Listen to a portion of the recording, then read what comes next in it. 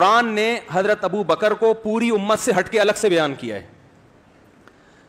فرمایا اللہ تنصروہ، اے ایمان والو تم محمد صلی اللہ علیہ وسلم کی مدد کرو، اگر تم نے مدد نہیں کی فقد نصرہ اللہ، اللہ کر چکا ہے اس وقت مدد، اذ ہما فی الغار، جب وہ دونوں غار میں تھے، ثانی اثنین، دو میں سے ایک کون تھے؟ محمد صلی اللہ علیہ وسلم. یعنی اللہ ابو بکر صدیق کے ذریعے مدد کر چکا. یہاں اللہ نے جب امت مسلمہ سے خطاب کیا کہ اے ایمان والو تم نبی کی مدد کرو، تو اس خطاب میں حضرت ابو بکر داخل نہیں ہے، ان کے علاوہ کو خطاب ہو رہا ہے. ان کے علاوہ کو خطاب کر کے کہا جا رہا ہے کہ اے ایمان والو تم مدد کرو، نہیں کرتے تو ابو بکر تو کر چکے ہیں مدد، ایسے لوگ تو ہیں نبی کے پاس، اللہ کو تمہاری مدد کی ضرورت نہیں ہے. اذ یقول لصاحبہ، جب محمد صلی اللہ علیہ وسلم اپنے صاحب کا لفظ آیا نا، صحابی صاحب ایک ہی معنی ہے، جب وہ اپنے صحابی سے کہہ رہے تھے لا تحزن، غم نہ کرو، ان اللہ معنا، اللہ ہمارے ساتھ ہے.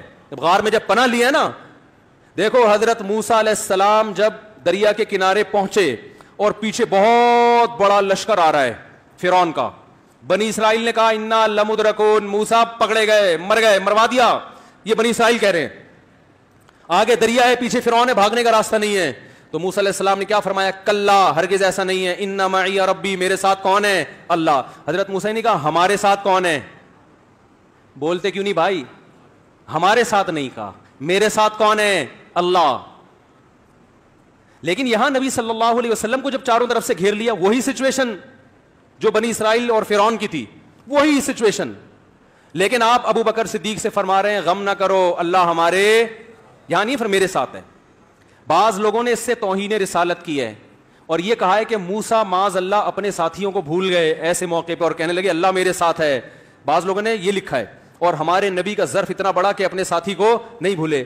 اللہ مولانا اشرف علی تھانوی رحمہ اللہ کو جزائے خیر دے، انہوں نے اس اعتراض کا جواب دیا، فرمایا نا نا نا نا نا، موسیٰ علیہ السلام بھی اپنے قوم پہ رحم دل اور نبی صلی اللہ علیہ وسلم بھی، لیکن موسیٰ علیہ السلام کے جو ساتھی تھے ان کو وہ مقام نہیں ملا جو ابو بکر کو. حضرت موسیٰ کو اطمینان نہیں تھا کہ یہ کمبخت میرے ساتھ آخر دم تک رہیں گے کہ بھی نہیں رہیں گے، بھاگ نہ جائیں کہیں، ٹھیک ہے نا، تسلیاں تو دے رہا ہوں پھر بھی کہیں پتلی گلی سے نہ نکل جائیں.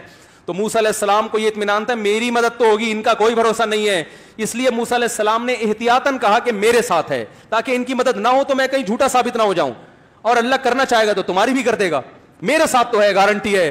ادھر محمد صلی اللہ علیہ وسلم کے ساتھ ابو بکر تھے، کوئی وحی نہیں آئی، لیکن اللہ کے نبی کو معلوم تھا کہ جو رب میرا ساتھ دے گا وہ ابو بکر کو چھوڑ نہیں سکتا، کیونکہ میں اور ابو بکر الگ الگ نہیں ہیں.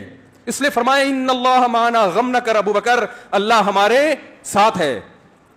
اس سے بڑی کسی کے صحابی ہونے کی دلیل ہو سکتی ہے؟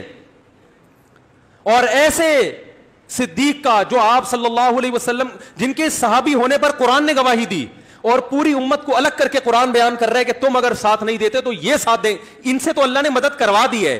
آپ بتاؤ اس صحابی پر اگر کوئی لان تان کرے تو کیا اس کے ایمان، اس کے کفر میں کوئی شبہ ہو سکتا ہے؟ ایک حد ہوتی ہے لوگوں کو دائرہ اسلام میں داخل کرنے کی، ایک حد ہوتی ہے. ہمارا ظرف اسلام کے بارے میں بہت وسیع ہے، ہم لوگوں کو دائرہ اسلام سے نکالنے کے قائل نہیں ہے، لیکن ایک لمٹ ہے، اسلام کی ایک باؤنڈری ہے.